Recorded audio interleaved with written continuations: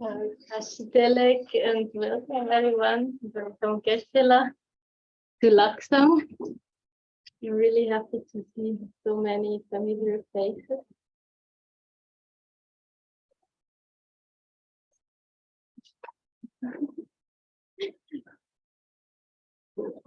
For the people who don't know Geshe-la, but I think everyone maybe have already met you. Geshe-la was born in Manang in Western Nepal. At the age of 9, he entered the Kopan monastery. And I didn't enter, I was sent.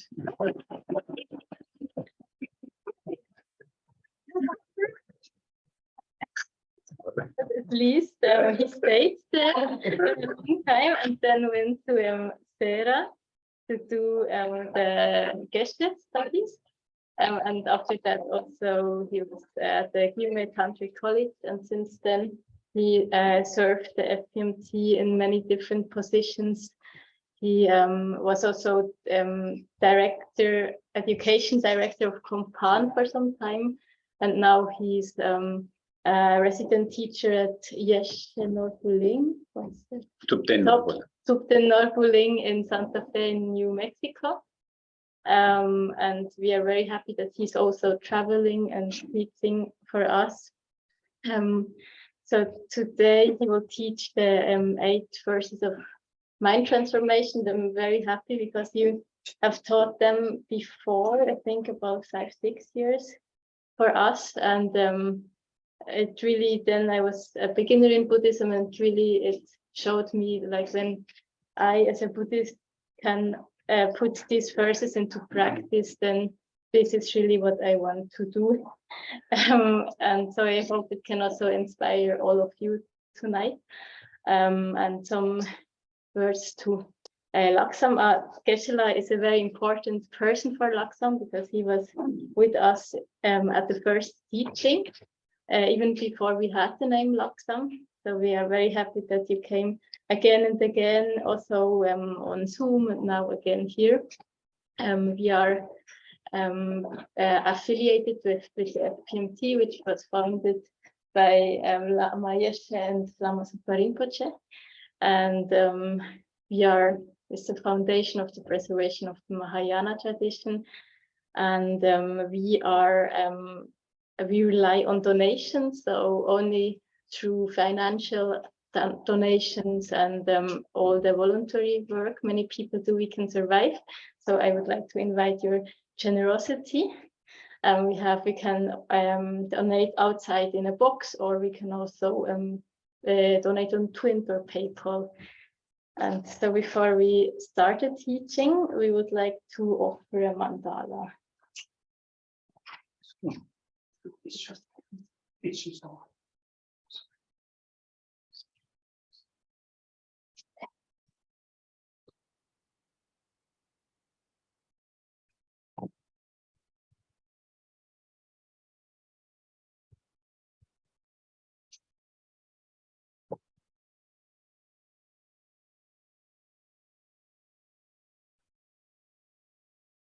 Sashi Perki Yushe Lento Charira Veshi Nihe Gembate Sangechi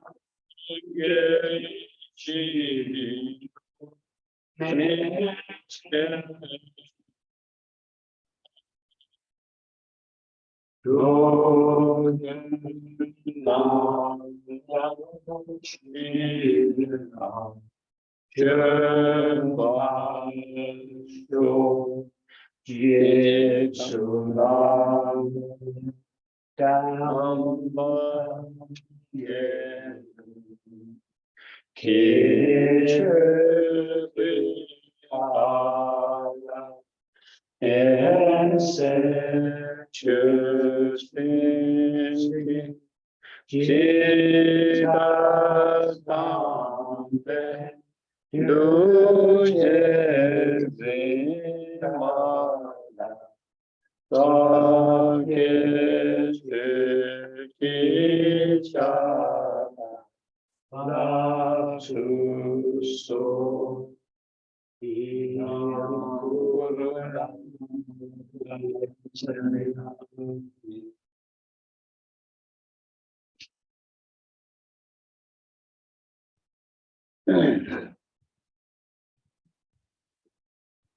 good evening, everyone, and thank you for coming. Again,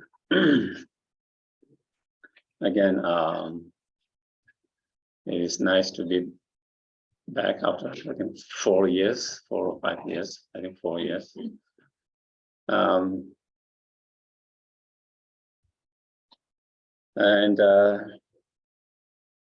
today's topic is going to be this particular very short, with just 8 verses, but quite powerful practice.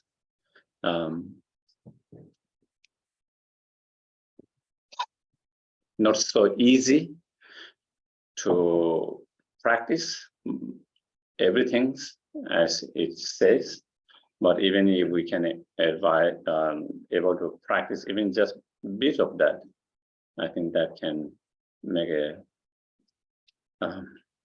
huge difference in our life, dealing with our different challenges, difficult that we might encounter in our life.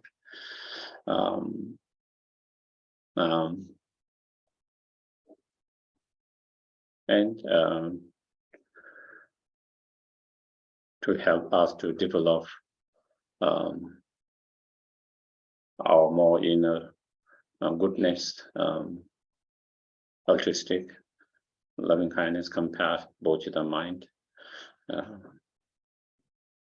and to lead us closer to our highest potential, the fully awakened state. So, yeah. And also, of course, I've also received, in terms of just the teaching itself, I have received many times from His Holiness Dalai Lama and other lamas on this particular text and subjects. Also I received this oral transmission of this from one of my teachers, also the founder of the organization, or spiritual director, Lama Zopa Rinpoche. When we were traveling in Tibet on pilgrimage, at the monastery where the author, Geshe Langri Tangpa's monastery. So the author of this text is Geshe Langri Thangpa. So I feel very fortunate to receive the oral transmission at that very place who composed. Not only that, from a teacher who embodied those teachings. I am teaching more come from, theoretical, more from words, but from the teacher whom I received, Lama Zopa Rinpoche, he really embodied those teachings. He really applied those teachings. So to be able to receive that, very fortunate. So at least I have that kind of the lineage to pass, if nothing else,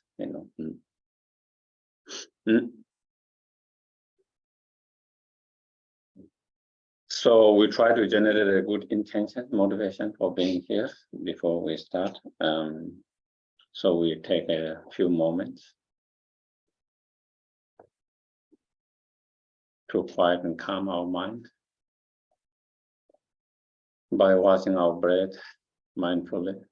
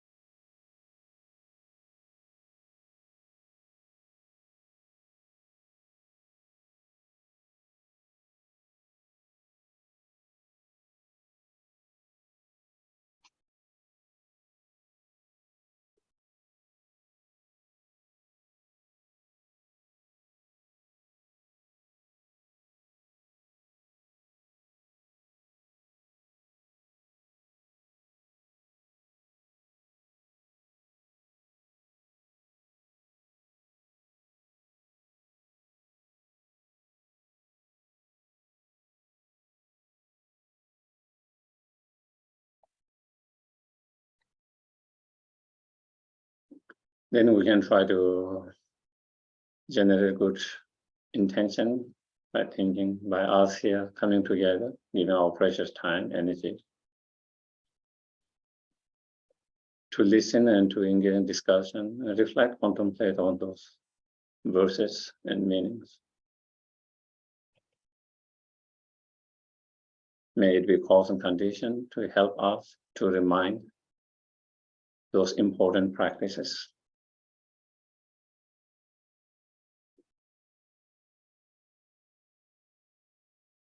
Hopefully, to inspire us to integrate them as much as possible.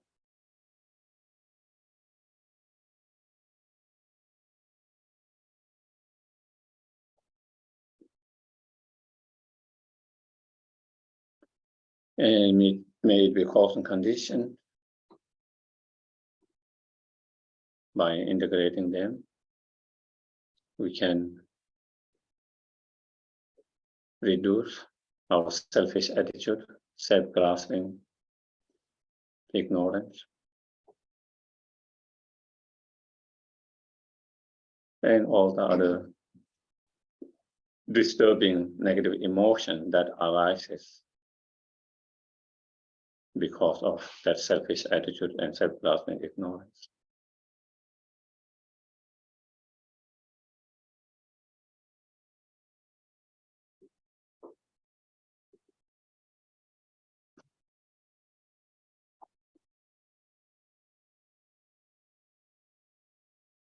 And may it be cause and conditions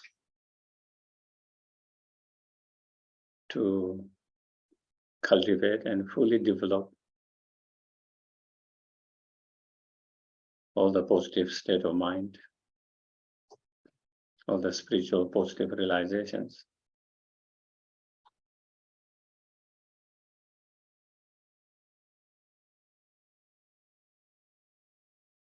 And especially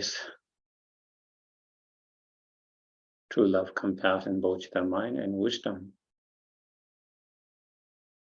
realizing the ultimate reality.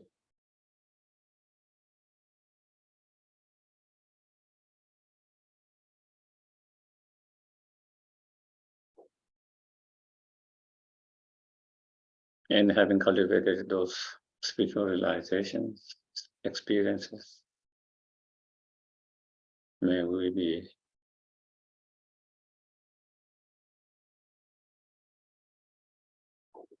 great help and benefit to all sentient beings, directly, indirectly.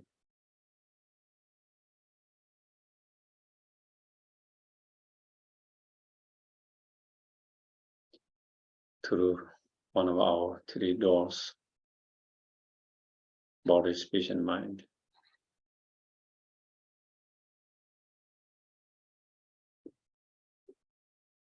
And may it be cause and condition to actualize our highest potential, the fully awakened or fully enlightened state.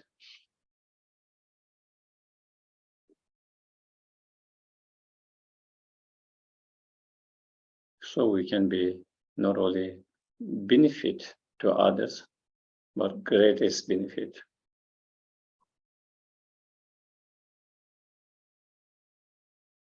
And not only the greatest benefit to others, but to be benefit to each and every sentient being.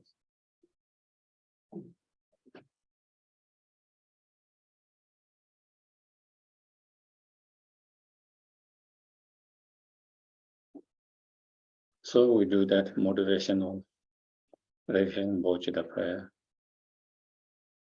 Sangye chelang tsoge chonam ba chanshu bhadro dale kyatsu chi tagi jinse yebe sonam ke lola penche sangye choba su sangye chelang tsoge chonam chanshu bhadro dale kyatsu chi tagi jinse yebe sonam ke Lola penche sangye juba sangye chedan soge chanam chanju bado lave kyatso che tagi chese gibe sonam ki Dola Penche Sangye Doha.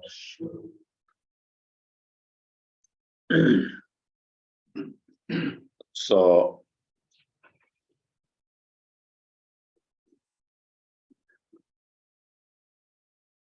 and this text is one of the root texts from where many other lojong or mind training texts come from, one of the very, again, well-known mind training text is called 7-point of mind training. And 7-point mind training is kind of commentary to this root text. Not word by word, but it's the meaning, taking the essence of these teachings into the meaning and then presenting in 7 point by the Geshe Langri. And it is said, one day Geshe Langri heard someone reciting this verse. And when he heard particularly this verse, that may I offer all the victory to others, and may I take all the defeat on myself. It blew off his mind, very radical way of thinking, opposite of the way we normally think. His mind would blow on him, and it captured his attention. And he wanted to study, he wanted to learn more about that. And so then he asked the person who was reciting it, who wrote that and which master, and by that time, when he found out, the author himself had already passed away, Geshe Langri Tangpa. But one of his students, disciple, Sherab, is still, and many others there. And so someone directed him towards that. And so, because he was really kind of interested, and then he went and saw the Sherab. At the very beginning, when he first saw his teaching, he wasn't so impressed because the teaching he was giving was something else. But later, then, he met and then he got the teachings and then he practiced himself and he found extremely helpful. And then that is on the basis of that, that's why he wrote this 7-point of mind training. And in one of his, in one of the commentary, actually is the auto commentaries, he mentions, that before when he used to travel, and especially in certain places, certain areas, certain places, he used to have fear, because certain areas, certain places are not safe. So having to go past through that. But after he started to practice this, he started to have less fear of everything, And so anyway, so that was, and so-called mind training, lojong, of course, all the sutras are mind training, lojong, including all the commentaries by great Indian masters, Nagarjuna, Chandrakirti, and all other Shandeva. They're all kind of mind training, basically. But sometimes it is hard to know they are mind training because sometimes it can go into philosophy and then we get lost into the philosophy and not being able to kind of contain the essence of that and to really apply it into the practice in mind training. But these teachings, the way it is put together is more easy to understand in terms of how to apply in the mind training in that. So in that sense, then, of course, all this, the essence, if you go, you find in Shantideva's writing, you find in Arjuna's writing, you go in the Sutra, there are all these teachings are there it is not put exactly the word he put it, but essence is all coming from there, inspired by those teachings.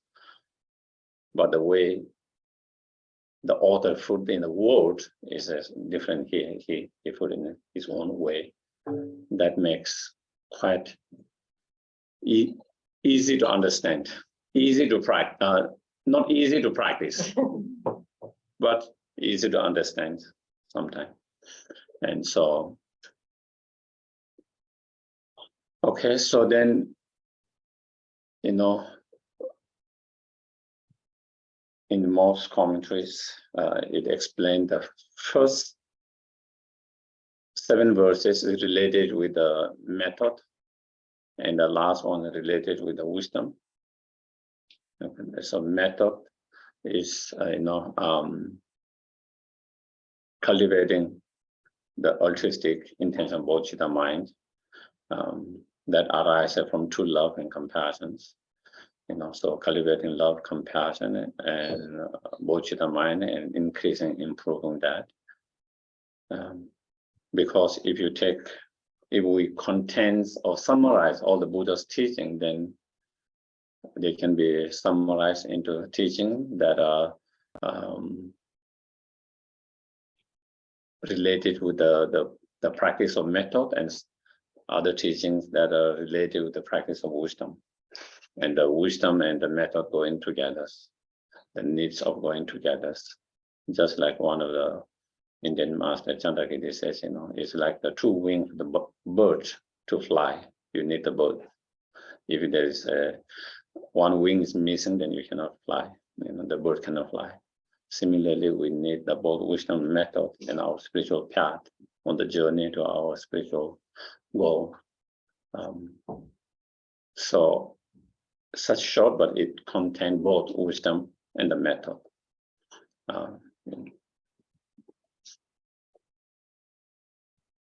And both wisdom and method are equally important,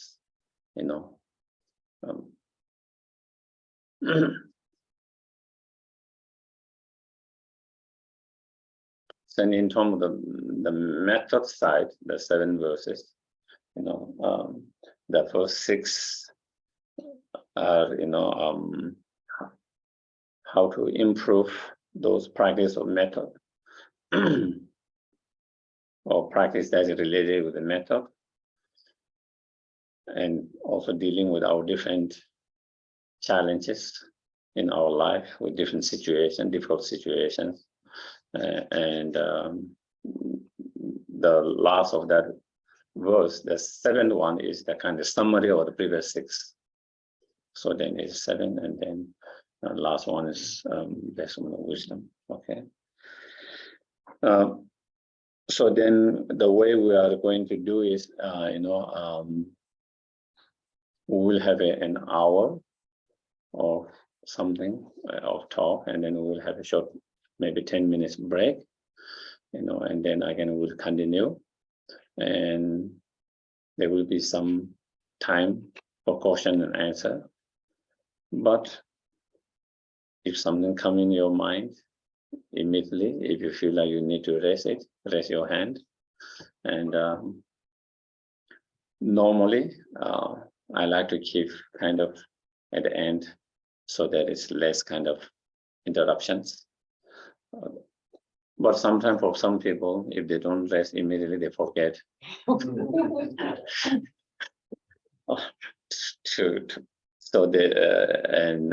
so when it comes in their mind, so again, you are also free to rest if you need to rest it earlier too. Okay.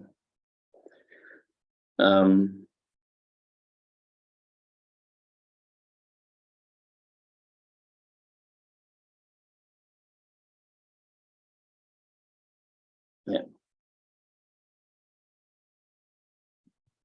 If we use those different verses for our meditations, then one can just contemplate and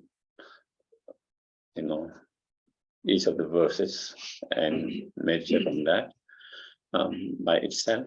But if we want to do a little bit more kind of detail, meditations and related with some other practice, then it's good to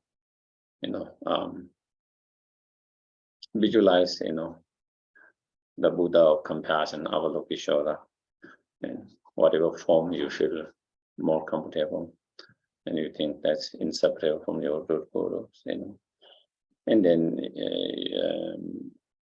you can do some preliminary practices. You can do very short, medium, extensive, depending on your times. But even if you do very short, you can try to do a refuge in bodhicitta, and you can do 3 times if you have possible, if not just 1 time, it's also. And then if you have time, you do 4 minutes of immeasurable, again, there's longer versions, shorter versions, all depending on your times. You can do a 7-limb practice, short version, longer version, or if you don't want to, you don't have to do that also. But you do the visualizations, light nectar flowing from the Buddha of compassion, Avalokiteshvara, and cleansing and purifying all the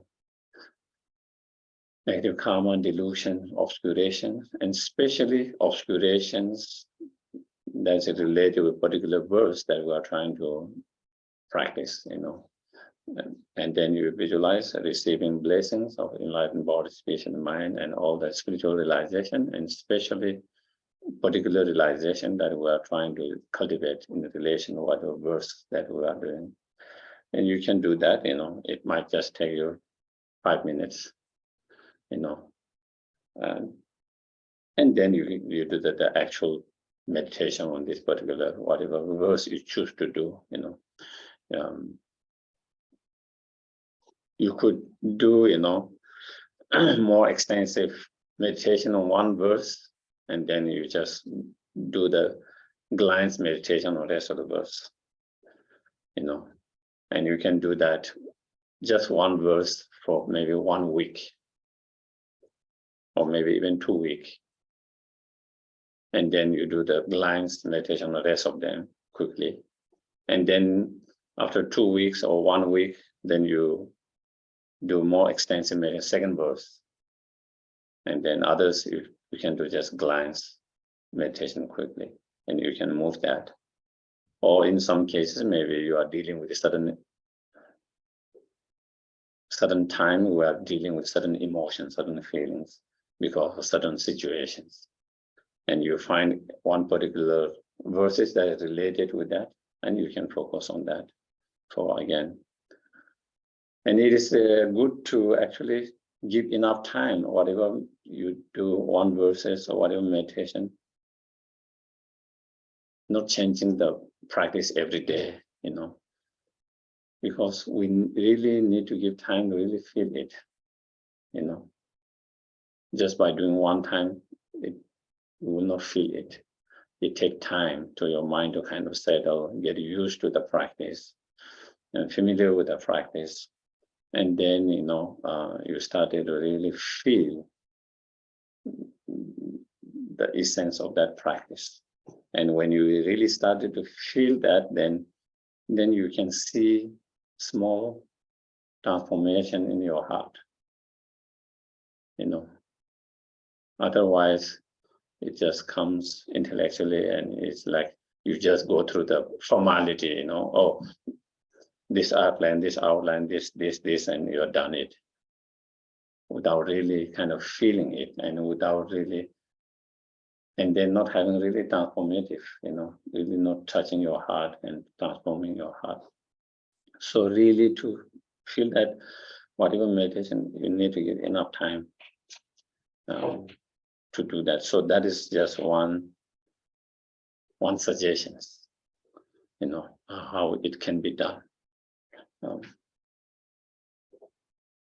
This is not only the way to do it, and that is the beauty of the Dharma, it's not kind of fixed and kind of rigid,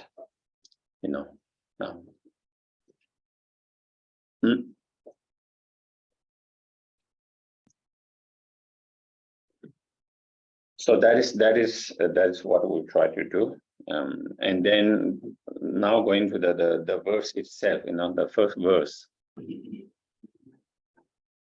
Determined to obtain the greatest possible benefit from all sentient beings who are more precious than wish-fulfilling Jews, I shall hold them most dear at all times. So, with the intentions or determined to obtain the greatest possible benefit, the greatest possible benefit that we can achieve for others and oneself is fully enlightened, fully awakened state. Okay, that is the greatest possible benefit one can actualize, one can achieve, not for oneself, but for all sentient beings as well.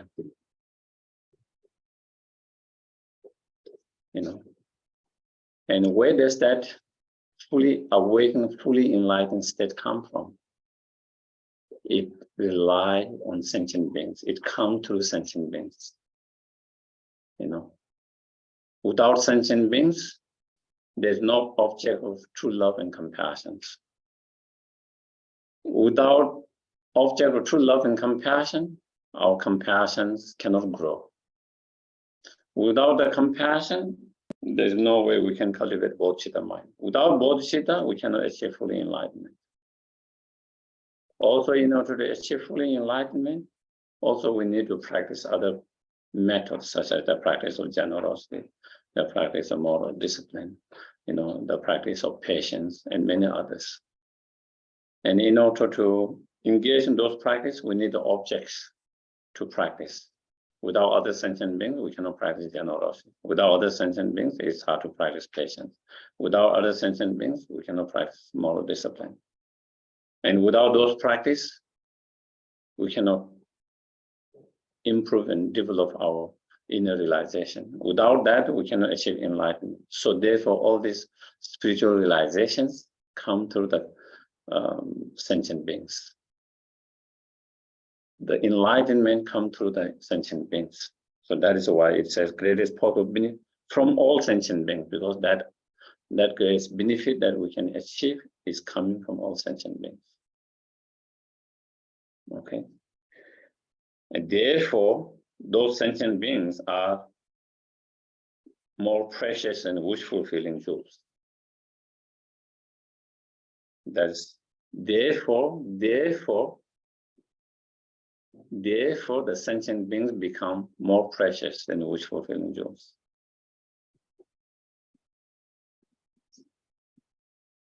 Supposedly, there is a wish-fulfilling jewels where you make your wish and that can be fulfilled. Okay. Our temporary needs, whatever our temporary needs. Wouldn't we hold that so precious and very dear?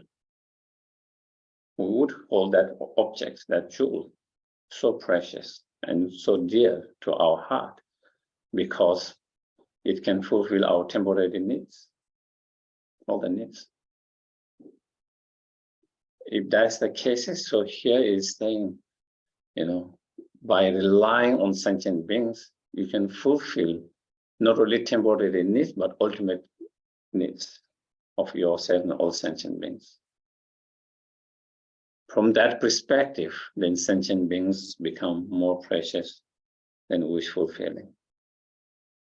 And with that understanding and feeling, then we try to, one try to hold them most dear all the time.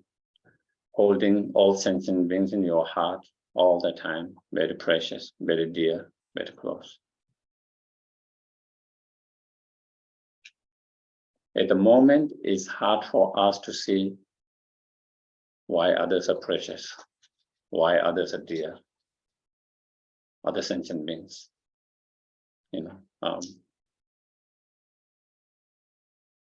We can't feel it. So in order to feel it, we have to contemplate, meditate.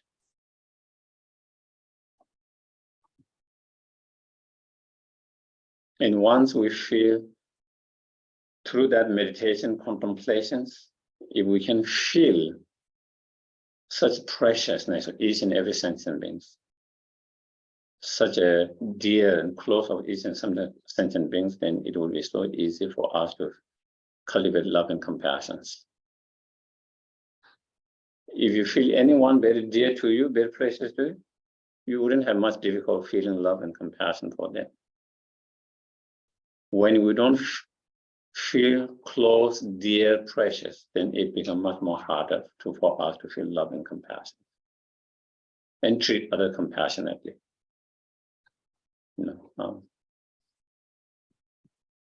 So that is here the author is saying. So we should practice. We should meditate and practice that way. At the moment,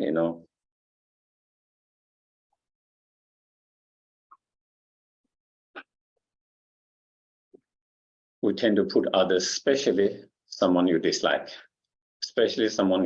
someone you have conflict, someone whom we don't agree, someone whom have totally different view or whatever. There is a we feel and treat them, kind of putting down them, looking them down, treating them not so nicely. Thereby, it hurt someone, it hurt another sentient beings, and indirectly it hurts yourself. You make more enemy.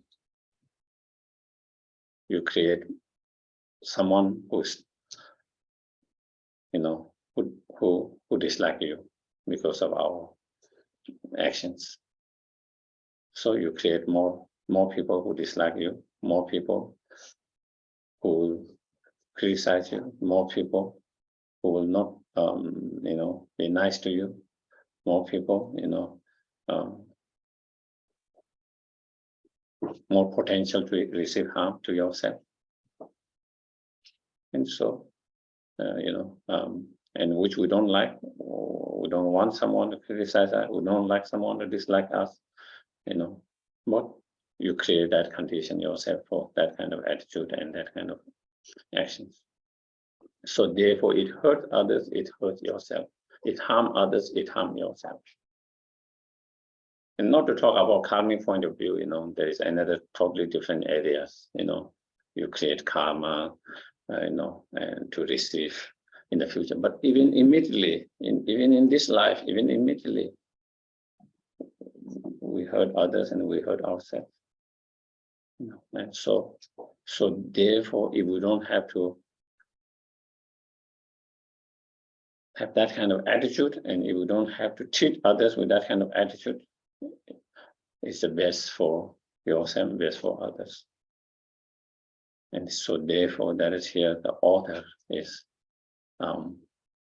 advising, encouraging us to practice, because that way of practicing is the most meaningful and beneficial for yourself and others, everyone, short-term, long-terms.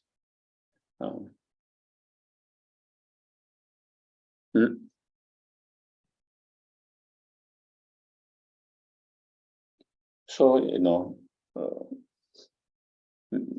meditating on, kindness of others. The more you feel kindness of them, the more closer you feel, the more dear you feel, the more precious you feel for them. So meditating on kindness of others in our everyday life can be helpful, beneficial.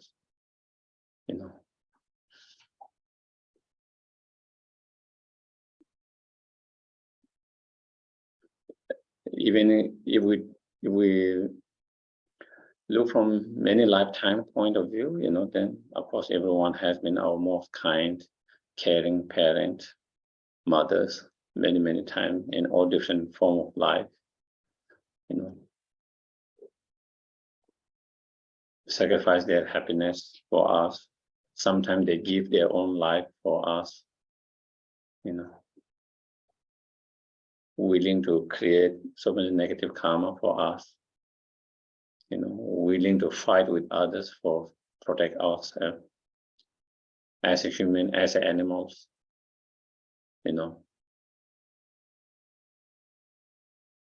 So much they have done. Even when they are not our mothers, they have been our fathers, they have been our brothers, siblings, sisters, and helped so many ways.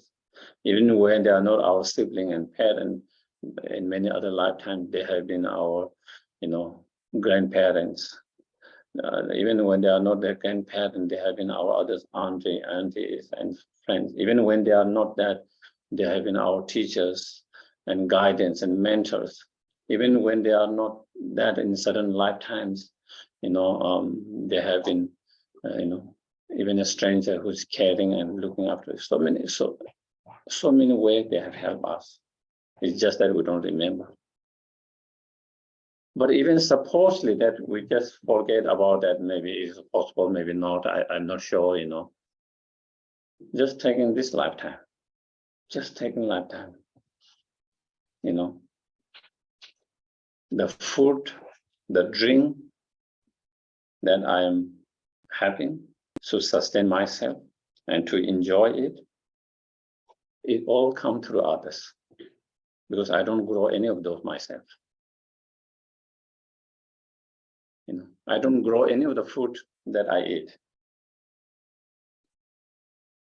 every day, and it's one meals, so many different, coming from different areas, different parts of the world, involved with so many different beings, and I'm able to sustain, and I'm able to enjoy the food because of the kindness and contribution for others who make it possible. All the cloak robe that I wear to keep myself warm or protect myself,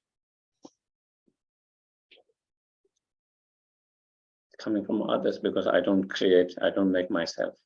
All of them, again, coming from so many other beings contributions. And most people who contributed, whether it's food or it's our clothes, we don't know. Some of them, probably we dislike them, but they are contributing to us, our well-being in that way, indirectly. The shelter that we live in, whether your own house, whether you are renting, whether you are staying someone's place, again, we don't build ourselves. And all the raw material it needs to build that. If you look at, again, is contribution and kindness of others. Because of that, we have the shelter wherever we are protected. It all comes from others. The job we have to live in. If there's no others, we couldn't have job. Others have to create the job that allow us to do the job and earn and have living. It's the kindness of others. The education that we have is coming from others, our teachers, the administrations, people who develop those curriculums over the years and centuries. So many beings contributed in that so that we can have that education we have. Some contributed directly, some contributed indirectly in the job. Even in a spiritual practice, I'm able to do a spiritual practice because I learn, study some of those practice, meditations, technique. And I was able to learn because they were teachers, directly, indirectly, because they were books, whatever form of books, And so again, and those to create those books, so many people, just to think of, the people who wrote it, printed it, who made papers or whatever digital, whatever that is, people who created the syllables. So if you look, it's kind of endless. And so that is why we are able to practice. And through practice, we are able to maybe have small transformations and make our life a little bit more calm, peaceful. Even if we don't have a very high spiritual realization, at least there is some positive, small changes, and because of that. So, fame, reputations, whatever we have is all because of others. So, all the comfort and happiness that we experience in this life is all coming through the contribution of others. Therefore, there is kindness of others. Contribution and kindness of others. A lot of time, we don't reflect on that. We don't feel that because we don't reflect on that.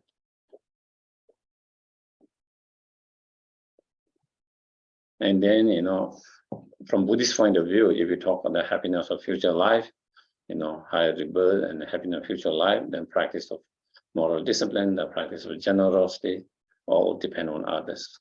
So happiness of that comes. The happiness of fully enlightenment, as I mentioned at the very beginning, also comes through the sentient beings. Without the sentient beings, we don't have all this, cannot develop, limitless love, compassion, bodhicitta mind, and all the perfect practice of generosity, moral discipline, patience, and all of that, and so therefore there's no fully enlightenment. So all different level of happiness all come to the sentient beings, through the kindness of sentient beings. And therefore, they are more precious than all wish-fulfilling truths. So it's very important to really contemplate, thoughtful every day, to feel that. First we contemplate 1 time, 2 times, we might not feel it, even though we go through that process, contemplating. We might not feel it, but if you keep on continuing doing that, then slowly you will start to feel, the contribution and kindness of others. Even from those, not only from the kindness of those who are close to us, but even from those kindness that we don't know. Even from those that we disagree, even from those whom we dislike at the moment, even from those which we, criticize and, even those sometimes we call enemy, even from that, we are receiving, benefit from them. We are receiving indirectly help from them. Therefore, they are, receiving the kindness of them. And so through that kind of meditation, reflection, contemplation, the point is we try to feel kindness. Through the feeling of kindness, then we try to hold very dear and close and precious in our heart. And if we hold that, then we will also treat them. If you feel the kindness, preciousness, dearness, the way we treat them will be also more kind, more compassionate, more loving, more caring. And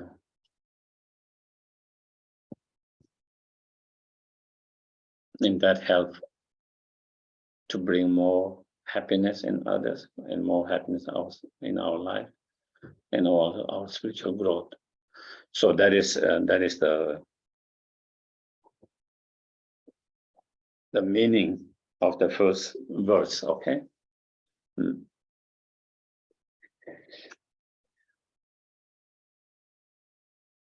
Second, when in company of others, I shall always consider myself lord of all, and from the depth of my heart hold others dear and supreme. As I mentioned, this was the verse that caught the attentions of Geshe, this verse, calling yourself Lord and offering to others the most supreme. Because it's not easy. It's not easy. And it's very, as I mentioned, it's a very radical way of thinking, It doesn't come even close in our mind to think that way. And so, it's not easy, but if we can do it, it will make a huge difference in our life. At the moment, we feel so much hurt all the time, isn't it? We feel so much hurt by people's actions, behavior, attitude, what they say to us, how they treat us, how they look at us, what kind of attitudes they have towards us. On the basis of that, we feel a lot of time being hurt because we feel like they didn't treat us well, they didn't treat us respectfully, they were not so kind, not compassionate, not understanding, all of this. And you feel like I shouldn't be treated that way,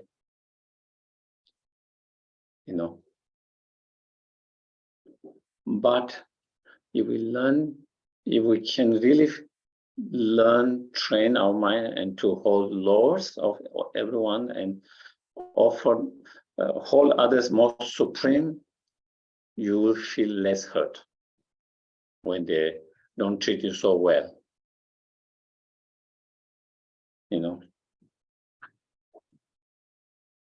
At the moment, we feel hurt because our ego is hurt.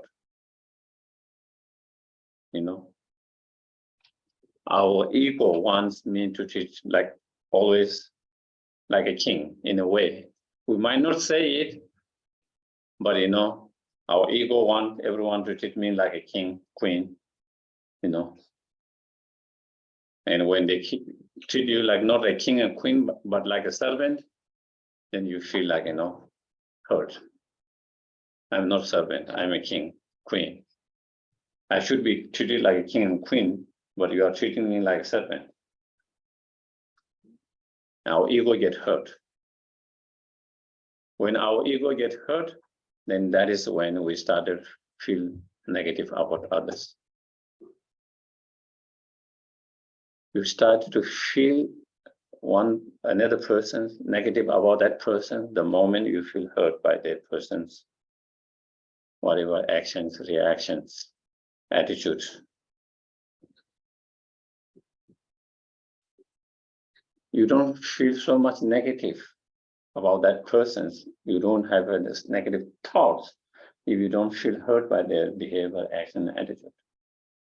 And so that is one of the things, And so reason is our ego is hurt. So when we hold ourselves lost, keep our less ego, less egoistic mind, and willingness to train ourselves to be treated like a servant and to hold them like the king and queen, that I'm the servant to serve them, and they are the king and queen to everyone, then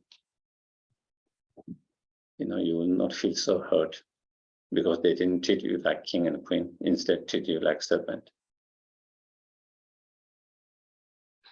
If you don't feel hurt, you don't have to suffer the sufferings, the pain of the hurt, feeling the hurtful. And you don't need to have that negative feelings, whatever different negative feelings, emotions that arises because of feeling hurt. And then we don't have to act negatively because of those negative feelings,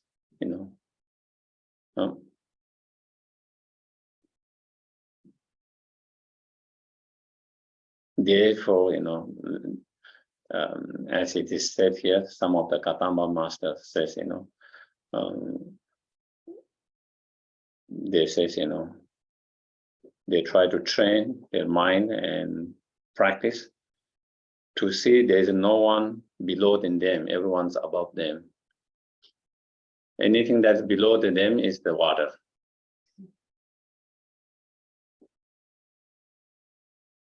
water is running under the ground where you are walking, So they say every other beings, they try to look higher in themselves. And when you do that, you have less problem because your ego is less hurt.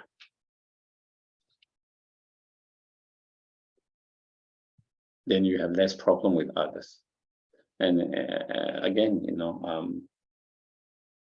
and we can see even in our own cases and around us, the more stronger egoistic we are, the more problem we have with others. The less egoistic we are, the more easier it is us to get together with anyone. You can be friend with anyone easily, anywhere. But if you are very egoistic, it's much more harder to make a friend with everyone, anywhere, because you want to be treated a certain way. And if someone doesn't treat you that, you cannot be friend with them. You don't feel friend with them closely because you don't like the way they treat you. So,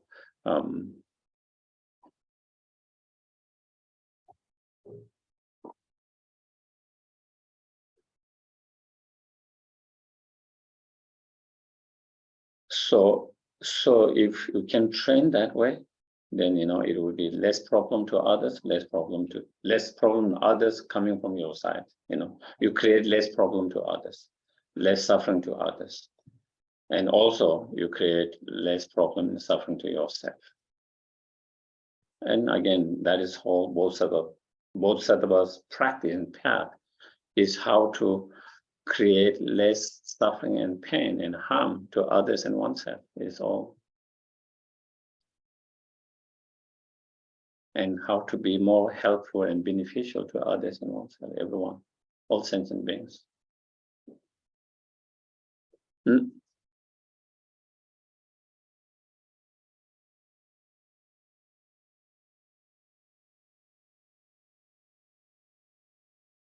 There is a stories of, for example, Kadampa, one of he's known for the founder as the Kadampa traditions, the main disciple of the great Indian master Adisha. Kadampa was Tibetan master. He was a lay practitioner. And he was the founder of these Kadampa traditions, where the lojongs are coming from, lojong teachings, And there is he always hold himself very humble,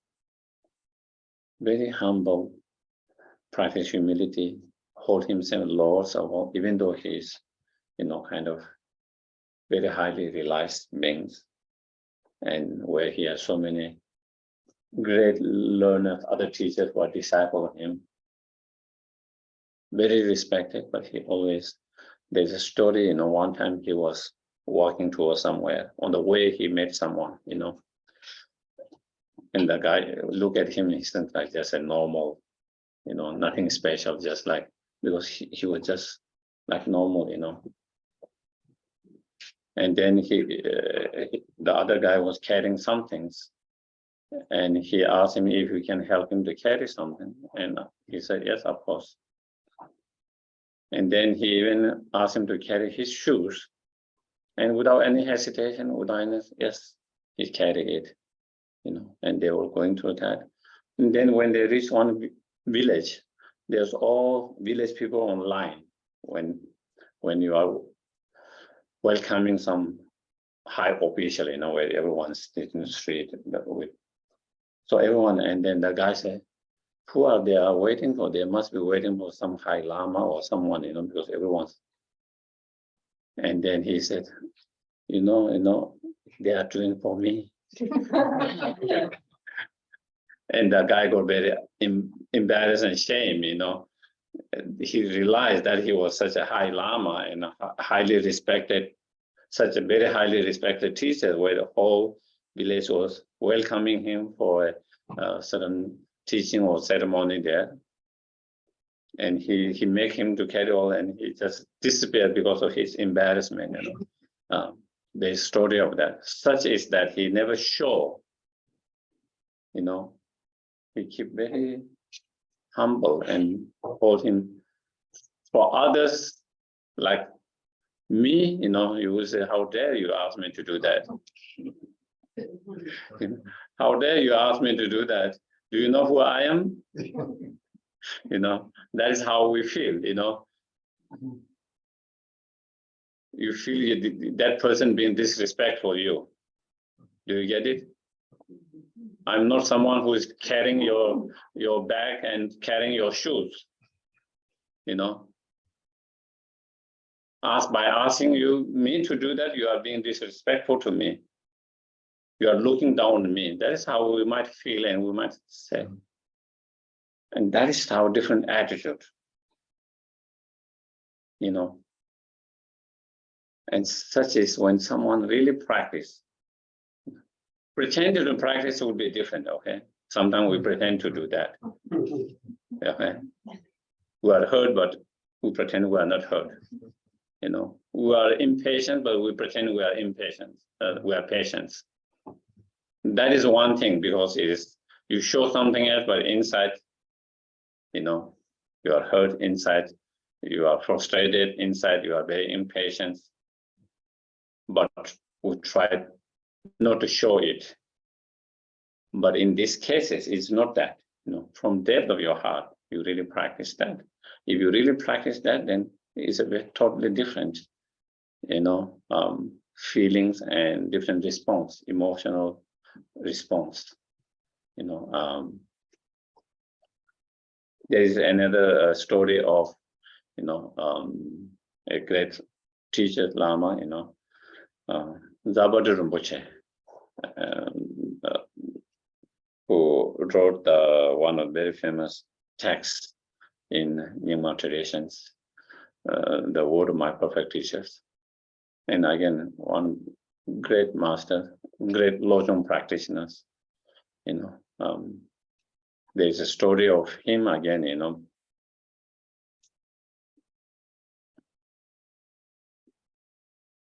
he wanted to kind of just go into the mountains, practice, meditate. And sometime, when you are kind of, the high lama of the monastery and something, so one day he disappeared, And then on the way, he stopped by one village, and there was one old mother, and he asked if he can stay the night here, because it was getting dark. And so she offered the space, Again, he was just like a very ordinary, like ordinary man, nothing special like that. And then, the mothers, elderly mothers, tend to, in the old times, you have this, I don't know, maybe here also same in Tibet, also in Nepal, in the mountains, they have some container where they pee, and then the next morning or then they throw it, because it's too cold to go outside and pee it, and they don't have toilet or bathroom attached, so that is all, because you have to go in the nature outside, and sometimes it is too cold, sometimes it might be snowing, so people keep that container, So of course she was using that too, especially she was elderly. So she asked him if he can carry that and throw it outside, the pee. And without any hesitation, without any sense of, feeling dirty or anything, yes, of course. And he just went and throw, whatever she asked, is being serviced there, helping, Then after some time, some monks came looking for him because he has disappeared, And they asked the mother, did you see our teachers, our lamas, passing through that? And she said, no, I didn't see, but I just saw one normal, ordinary monk. He is staying here. And then they saw it was him, his teacher. And of course, they prostrated, and she also was very embarrassed, because she didn't know that he was such a high teachers. But that are the, and he never felt, just like Domdemba, he never felt like she was being disrespectful and feeling hurt, or all of that, but very with humble humility, just holding laws in that way. And so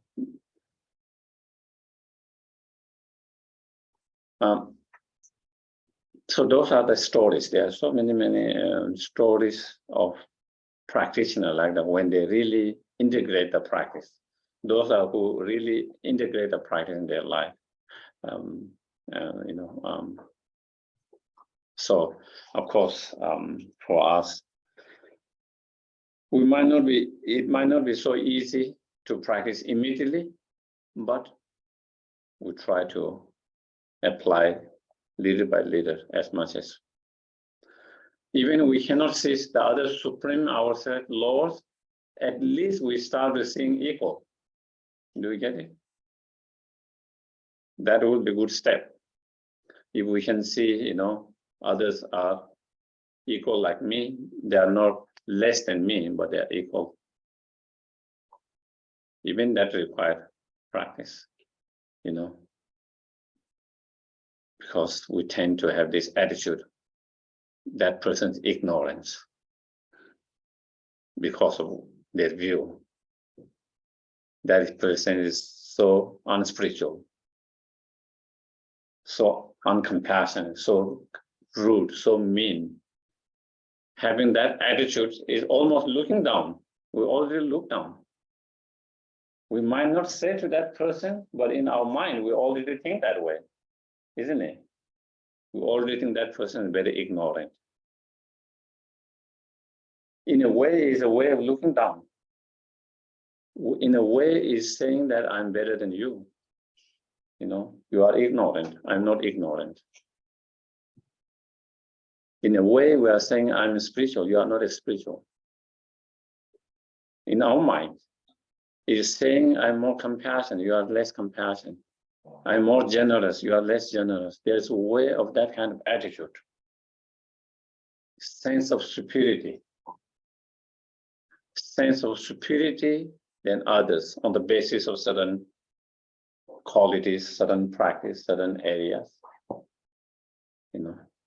So not to have that attitude of superiority, but just to see, I'm not superior than you.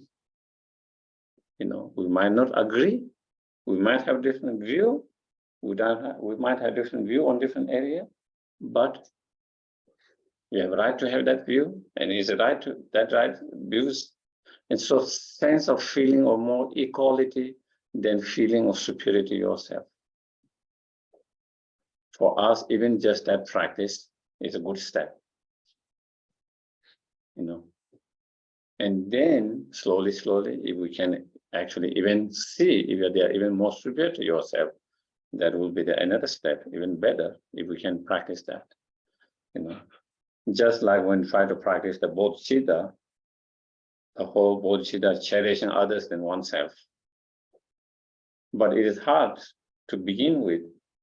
Even if we can cherish others equally as we cherish ourselves, that's a good step. At the moment we are self-obsessive. We cherish so much ourselves, and we totally kind of ignore or neglect others. So if we can even learn to cherish others equal, just as we cherish ourselves, that's a good step. That's a good progress. And then slowly go beyond that, and then not only cherish others, learning to cherish others even more than oneself. And similarly here, we learn to feel even more equally. So again, so that is the here the practice. From the depth of my heart, that means really from your heart, not just kind of showing the actions. Sometimes we show that I'm humble and you are superior, but inside, I know I'm better than you. But I have to do that because you are my boss. I can't show up, and I can't because you are my boss, or because whoever you are, because of certain ranking, But I think I know better than that. So that kind of attitude, sometimes we can have that kind of attitude, So so transforming that, again,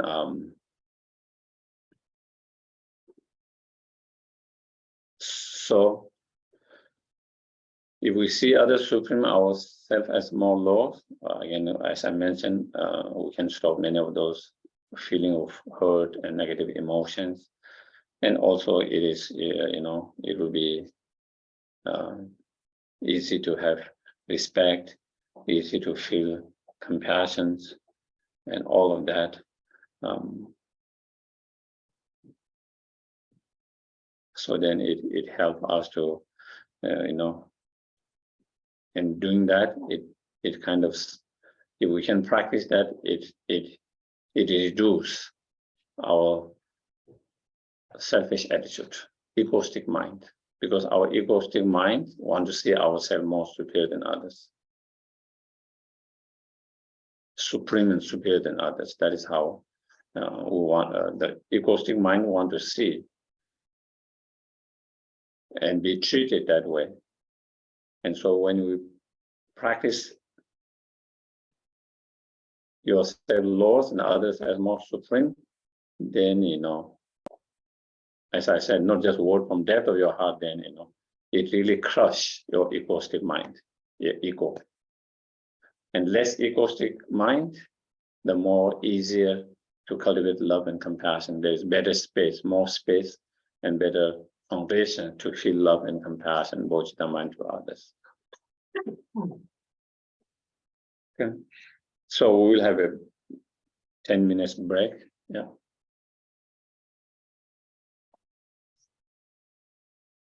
So if you need to stretch, if you need to use restroom, if you need to grab something to wake you up. By the way, I took the liberty of taking a few pieces of Geshe-la from standing here behind people's bags. If anybody do not wish to be in the picture,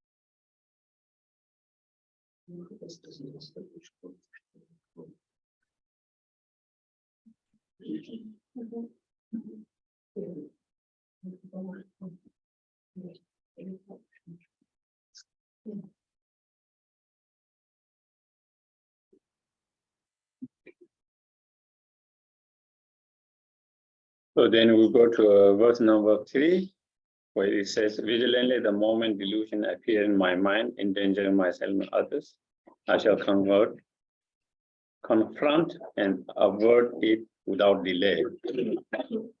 So again, being mindful all the time, and the best is if we can catch up through mindfulness, if we can catch up before the delusion even arises. Sometimes even before the delusion arises, certain conditions are coming together,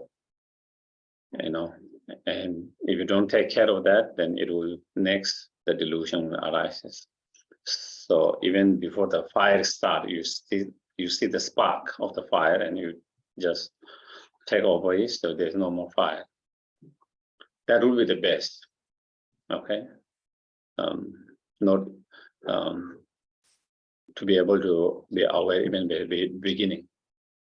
But sometimes we are not mindful enough, and so the spark there, then condition are there, but we didn't see it, we are not aware of that, then one of those delusion arises, whether it's frustration, anger, a strong desire, jealousy, whatever those, any of the afflicted emotions.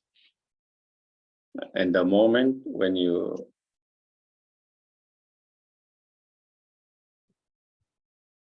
through mindfulness, be aware of that, recognize that, that particular destructive emotion delusion arising, and then, without any delay, we try to apply whatever meditation practice technique that can help us to reduce and overcome that delusion as soon as possible, without holding on them. Because the longer you hold on them, the more it endangers yourself and others. The longer you hold the anchor, the more it destroys you, the more damage and harm it does to you, and also the more you are exposed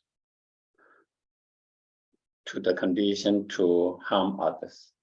And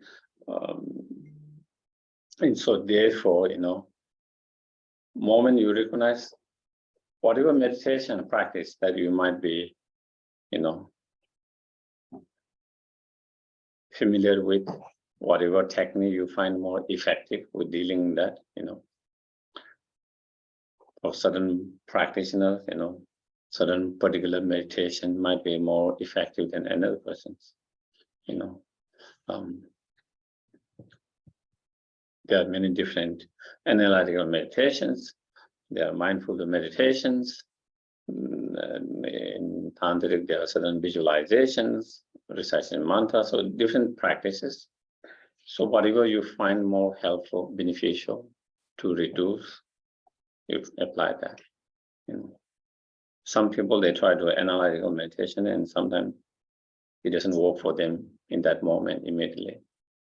Then they just started reciting mantras and visualization. It helped them more calm down, quiet. And for some people, maybe they find the mindfulness immediately at that moment. And for some people, if they have been doing that particular related analytical meditation, when they do that, then definitely, they can. So whatever technique meditation you are familiar and that is effective to you, you try to apply that and try to let go of that negative emotions as soon as possible without any delay. The more longer you hold, the more space you give to that, the more harmful it is, the more damage it does to you and others. And so that is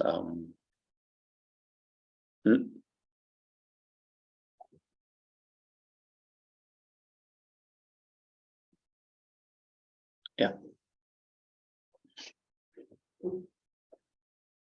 And there is the Buddha gave teachings and practice, different level of practice, according to different level of the audience, practitioners, disciples. We can apply the practice of moral discipline in trying to deal with the delusions.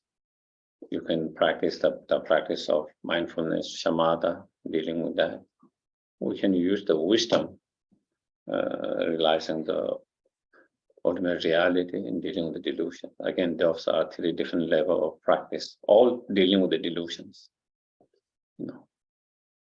If you have the wisdom, then of course that is the most powerful tools in dealing with the delusion. The wisdom relies on the ultimate reality, emptiness, is the most powerful tools. But some, they might not have that tool, but still they can rely on other tools such as mindfulness, shamatha meditations. That is not as strong or powerful as the wisdom, but it still can help to, stop the delusion from manifesting too strongly.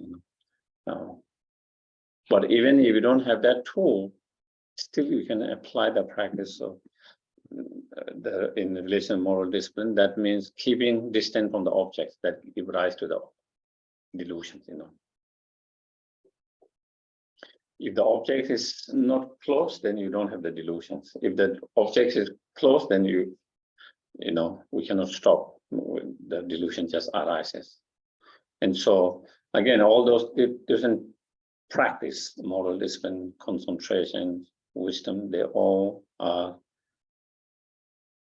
tools in dealing with the delusions on different level. And so we can apply any of those tools depending on our own tools, what tool we have.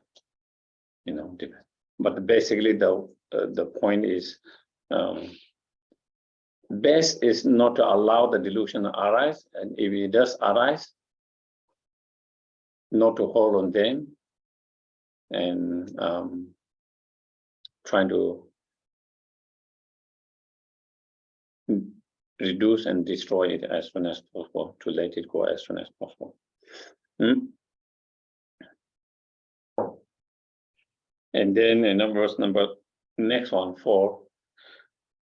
Whenever I see beings who are wicked in nature and overwhelmed by the violent negative action and suffering, I shall hold them, such rare ones, dear as I have found precious treasure. So, whenever we encounter, face, or see any beings who are wicked in nature, meaning, because of a previous imprint, karma, by nature, someone is very kind of aggressive, Sometimes there are certain individuals, somehow they carry some kind of imprint from the past. From very young age, they're more aggressive. Some of them very strong, craving or attachments they carry something from the past. So that is, they seem to be by nature like that. Certain people are like that.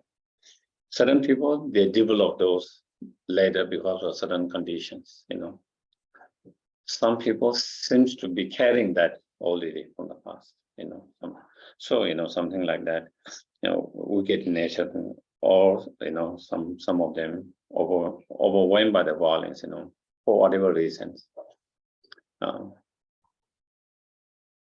due to whatever conditions,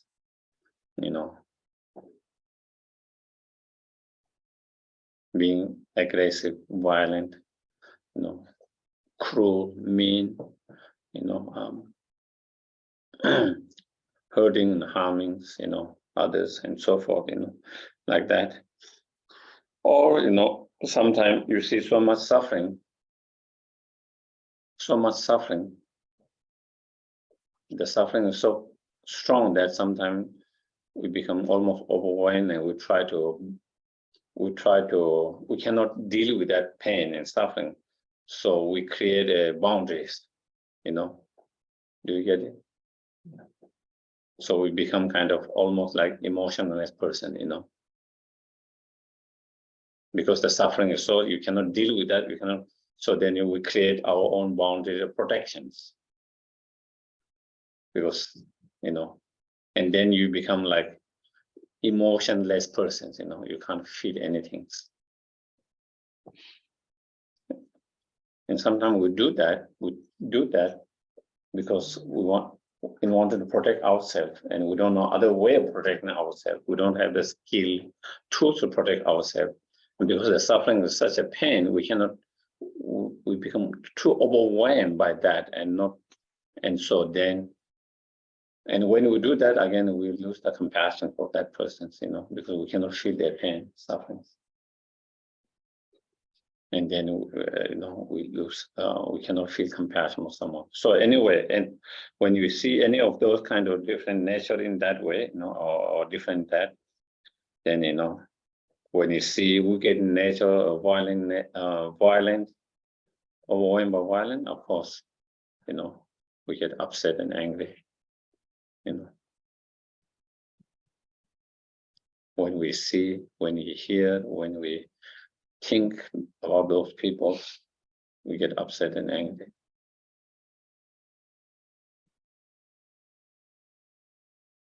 In terms of suffering, we block ourselves.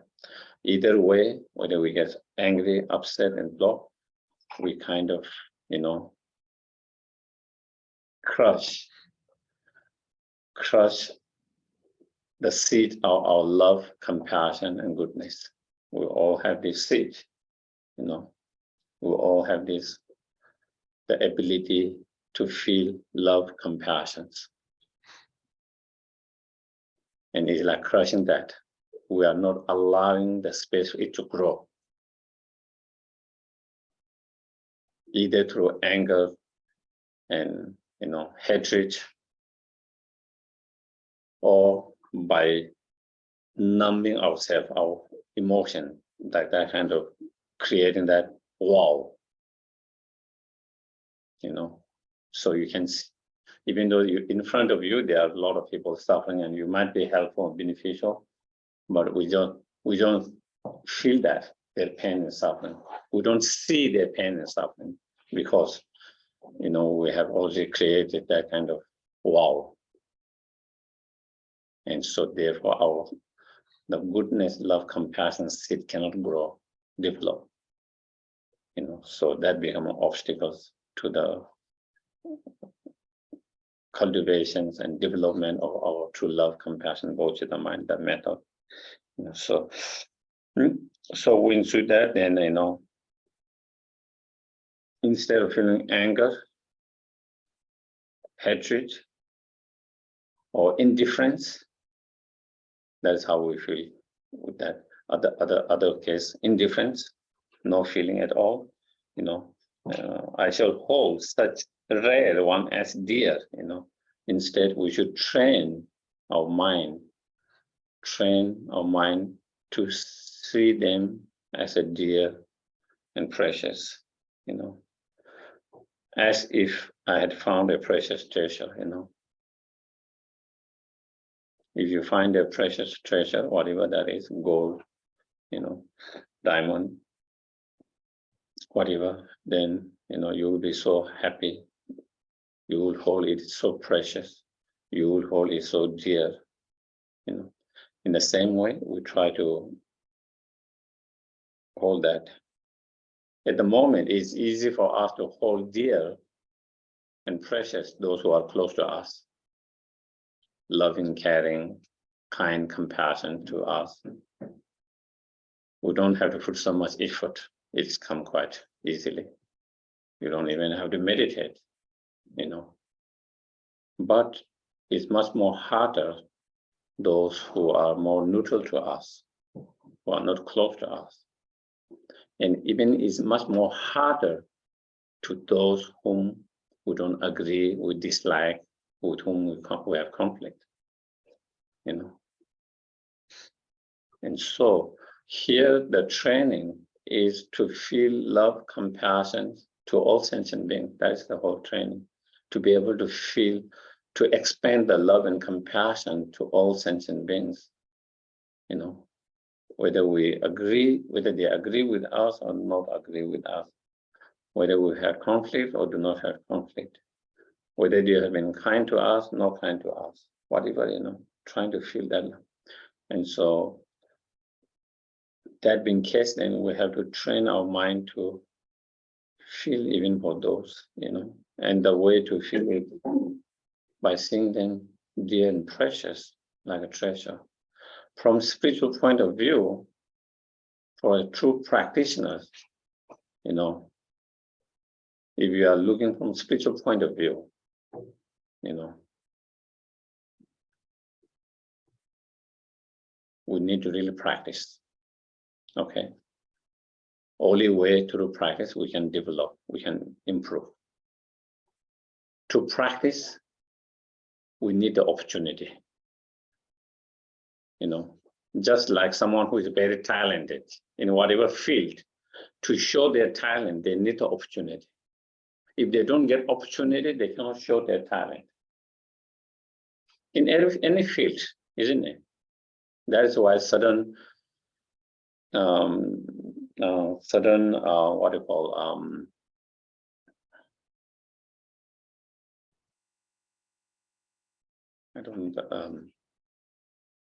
I not remember the word, you know, certain sections of people in the world are left behind, not because lack of talent, because they do not get the opportunity. Do you get it? Every countries, every places, you know, sometimes there are such individual with so much talent where they can do so much, where they can, but due to not having opportunity, they are unable to show that and contribute much. Same, you know, even in practice, to be able to progress success, we need the opportunity. We need to practice, and to practice, we need the opportunity. And here, this kind of sentient beings or individuals provide with the best opportunity to practice.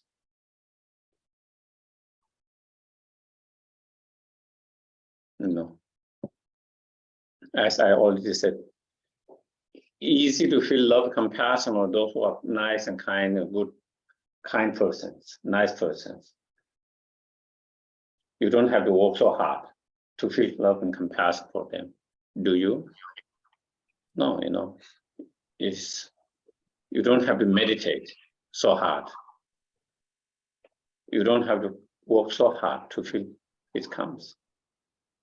So that doesn't give you opportunity to grow your love and compassion, because we never really practice hard, because we don't need to.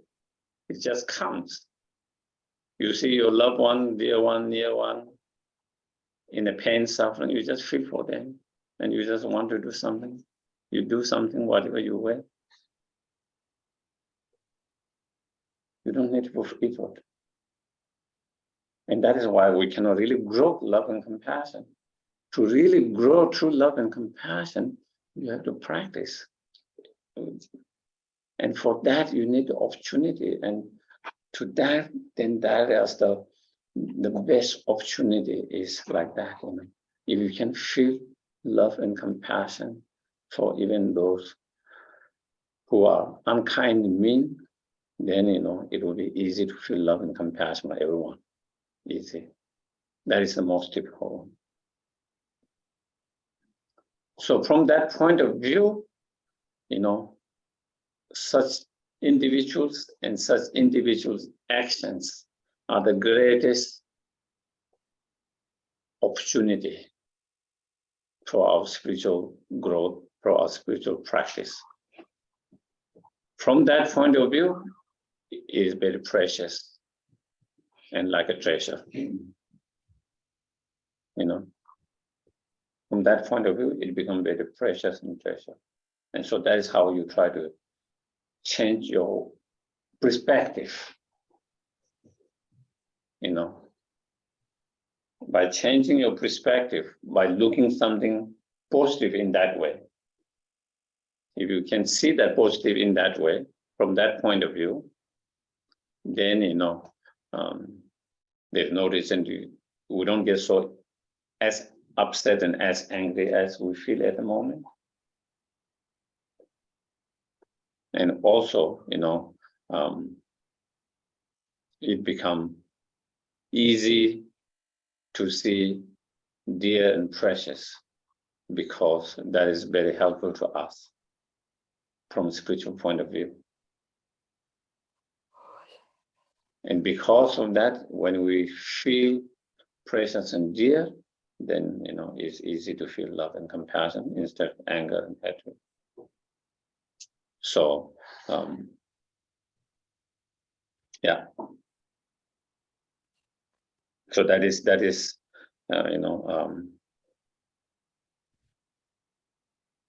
and one of the main practice of mind training,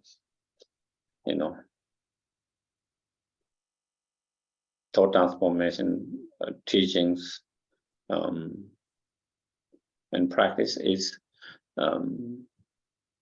transforming all the difficulties, sufferings, challenges into the path. That is the kind of the main essence and key of that. How can we transform the painful experiences, sufferings, challenge and difficult into something positive, something in the path, and so that is it. If we can see something positive in that, then it is easy to transform it.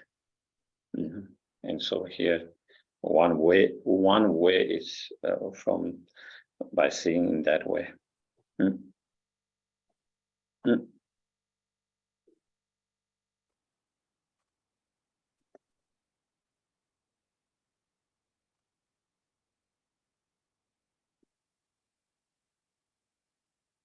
And then the fifth, when out of envy, others mistreat me, abuse, insult, or like, I shall accept defeat and offer the victory to others. Yeah, this was the one I was saying about at the very beginning, that I think I made some mistake in the past saying the second word, but this one was I think at the very beginning I said that, but then in the middle, I think Rafa was recollecting me that, yeah. So again, out of envy is just one example. It doesn't have to be out of envy. It can be out of anger, out of envy, out of attachments, out of any delusions. It could be due to any kind of delusion. This is just one example. Out of any of the delusions, other mistreat oneself, abuse, insult, in whatever way, through their speech, through physically, through their attitude, or whatever others like that, disrespect you, belittle you, criticize you, all of that, whatever. When that happens, I shall accept the defect and offer the victory to others. Seems almost impossible at the moment, Not only it seems impossible, sometimes it feels like, what is this talking about, Sometimes we even have an excuse, Are we encouraging others to mistake others? Let others mistake yourself or others, that's how we feel, This seems wrong, the way we function in our ordinary world, If someone is abusing, insulting, mistreating anyone, we should kind of stand up. We should fight for the justice. We should not allow that. That comes in our mind. When you read it, it seems contradictory to that, But again, because that is when we misunderstand the verse. That's how we feel it, when misinterpret or misunderstand it,